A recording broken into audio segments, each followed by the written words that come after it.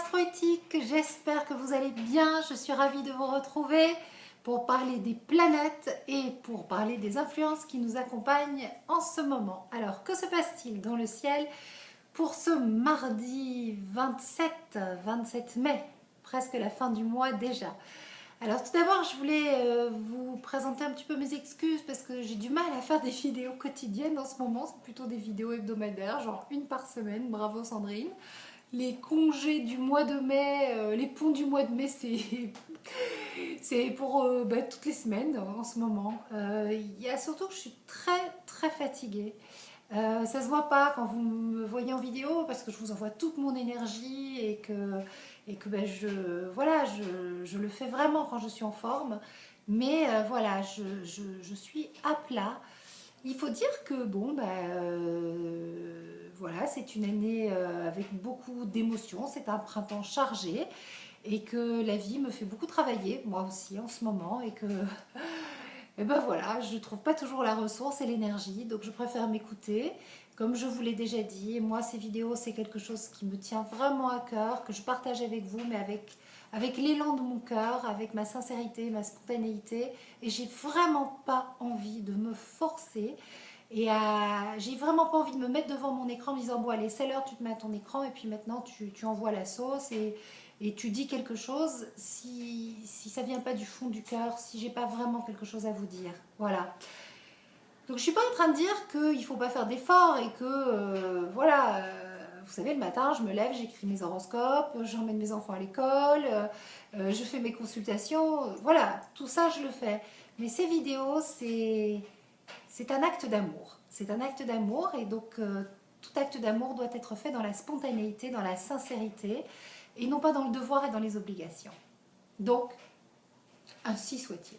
Bon, alors aujourd'hui je suis dans l'amour et je suis prête à partager avec vous toute cette énergie, cette vibration que j'ai en moi et que je partage avec vous et qui est un échange et qu'on communique ensemble. Et donc dans le ciel j'ai remarqué un aspect très intéressant.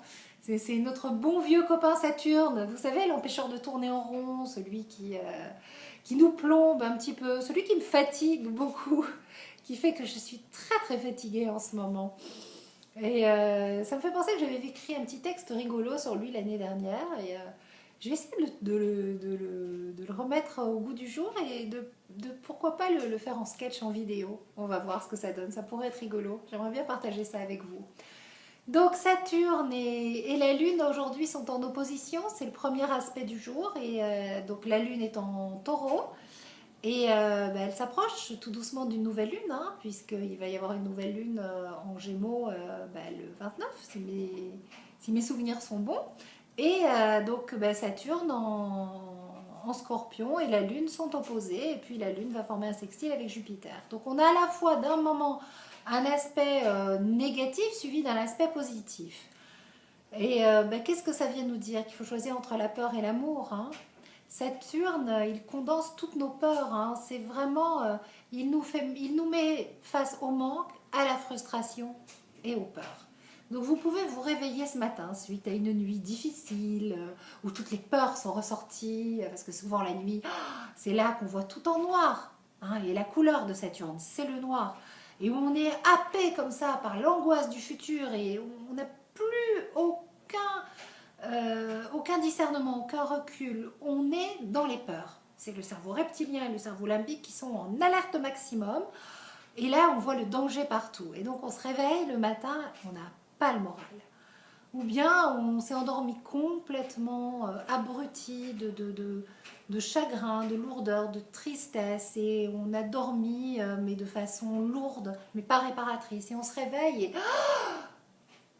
un seul être vous manque et tout est dépeuplé. C'est le vide.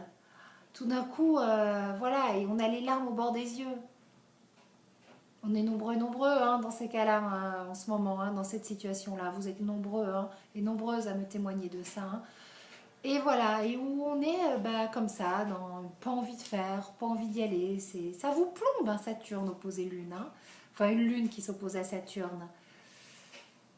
Mais Après, si vous voulez, la Lune, elle va aussi, la Lune, Saturne, elle va aussi former un sextile avec Jupiter. Donc Jupiter, c'est l'optimisme, c'est la joie, c'est la vie qui continue. Donc on peut aussi choisir ça. Dans la légende, Jupiter, Zeus, c'est le fils de Chronos, Saturne. Et c'est lui qui finalement délivre son père de la peur. Donc si on choisit l'amour, si on choisit la confiance, si on choisit l'optimisme, si on choisit Jupiter, eh ben, on est dans le bon sens de la vie, puisque c'est dans la descendance. Puisqu'il y a d'abord Saturne et ensuite le fils qui libère. Et d'ailleurs, même dans la chronologie, c'est Uranus, le père, Uranos, qui a été détrôné par son fils, et puis ensuite Zeus qui a arrêté un petit peu cette espèce de malédiction de reproduction. Et il est celui qui est le coupeur de lignée et qui dit, bon bah allez, j'instaure la paix, j'instaure autre chose et on part sur de nouvelles bases. Donc aujourd'hui, c'est d'abord une lune qui s'oppose à Saturne, on est plombé, mauvais départ, et puis ensuite la lune, pas longtemps après, en début de matinée, je ne sais plus à quelle heure, je vais vous dire. Donc là, voilà, papam, voilà. À 7h55, la lune s'oppose à Saturne, heure GMT, et à 9h11, on a à nouveau le moral, voilà, on s'aligne sur la lune, qui ferme un sextile à Jupiter, et puis on se remet dans le bon sens de la vie et on évacue les peurs, les doutes, les sentiments d'abandon, les je suis seule et ça va jamais marcher, et ma vie est difficile, et pourquoi? Non. Puis on n'oublie pas la vraie leçon de Saturne. Saturne, je vous en ai déjà parlé en long, en large et en travers. Saturne, il nous permet de transformer la souffrance en sagesse.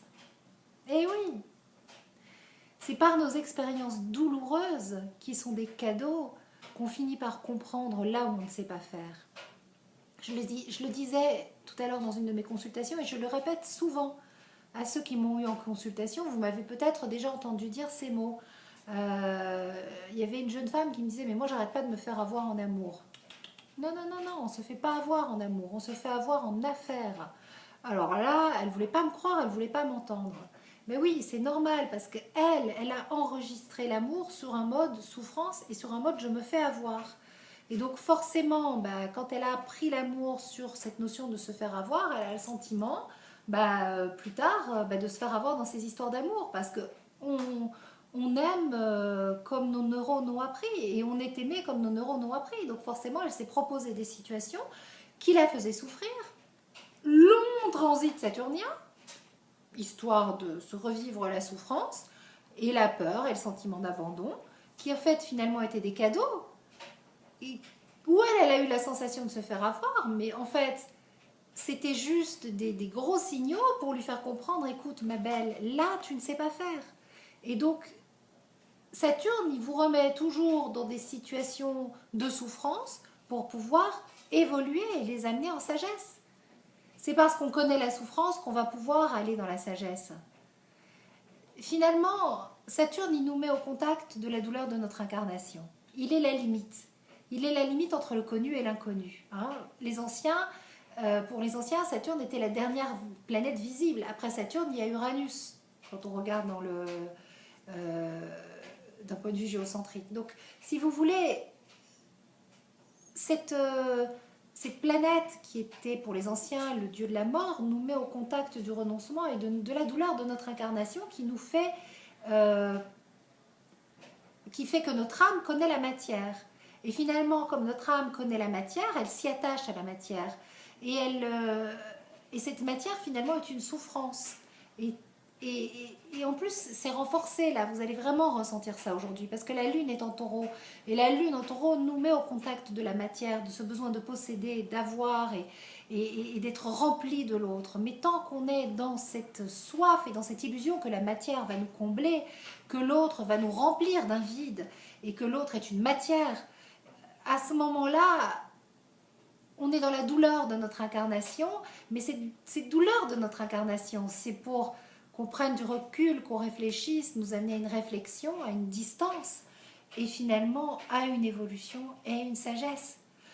c'est ce qu'on est tous et toutes en train de faire. Là, vous qui m'écoutez, vous êtes sur ce chemin d'évolution pour comprendre finalement le pourquoi du comment de votre incarnation, et pas que le comprendre, le conceptualiser, le vivre dans la sagesse, et accepter finalement que votre incarnation fait que vous êtes venu faire l'expérience de la douleur, et que l'âme qui ne veut pas souffrir, elle souffre déjà, et que de toute façon vouloir éviter une douleur inévitable, c'est une illusion, c'est une grande illusion.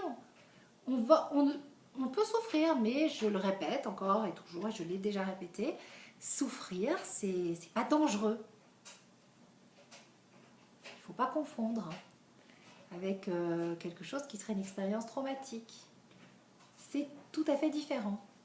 Et donc, c'est la souffrance qui va nous amener à la sagesse. Donc, il faut transformer toutes nos souffrances en cadeaux que le ciel nous envoie pour aller vers la joie, l'optimisme et la confiance de Jupiter aujourd'hui, qui est l'étape suivante dans la chronologie des aspects planétaires, et se rendre compte que ce qui me fait souffrir, cette frustration que je contacte, elle me fait grandir.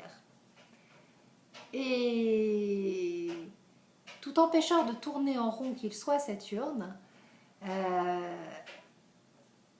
il nous fait toujours de très très beaux cadeaux. Et il nous prive que de l'accessoire, de l'inutile, de l'obsolète, mais jamais de l'indispensable. Jamais, au grand jamais. Voilà. Et bien je vous fais des gros bisous. Je vous retrouve demain, j'espère. Je le dis à chaque fois, mais j'ai très envie. Pardonnez-moi si ça ne vient pas, mais voilà. L'intention est là, le cœur y est, et puis il y a d'autres façons de communiquer. Et puis je vais voir si j'arrive à tourner mon petit sketch rigolo sur Saturne. Je vais essayer de retrouver mon petit texte de la dernière fois et voir si je peux me mettre en scène. Ce serait marrant. On va voir. C'est un message personnel à Saturne. J'étais très énervée contre lui l'année dernière. Et oui, il était carré à mon soleil et je lui en voulais. Il m'empêchait de tourner en rond, l'enfoiré. Et ouais. Il y a eu du chemin d'ici là. Mais bon, quand même, ça fait du bien de se défouler. Donc on va voir. Bon, écoutez, j'ai hâte de partager tout ça avec vous. Je vous fais des gros bisous. Si vous souhaitez me consulter pour des rendez-vous, n'hésitez pas. Vous m'envoyez un message privé sur Facebook, vous me laissez un message, je vous rappelle, vous me laissez vos coordonnées téléphoniques. Il y a eu des gens qui m'ont donné leur numéro de téléphone que j'ai peut-être pas rappelé, j'étais très occupée. N'hésitez pas, si vous vous reconnaissez, relancez-moi, désolée. J'ai eu beaucoup de mails qui se sont mélangés. Et ça a été, voilà, il y a eu peut-être des petits loupés, mais n'hésitez pas si vous sentez que c'est le moment, si vous avez toujours envie, avec plaisir. Et puis voilà, je vous fais des gros bisous et à demain, à très vite pour un nouveau rendez-vous astro. Ciao, ciao!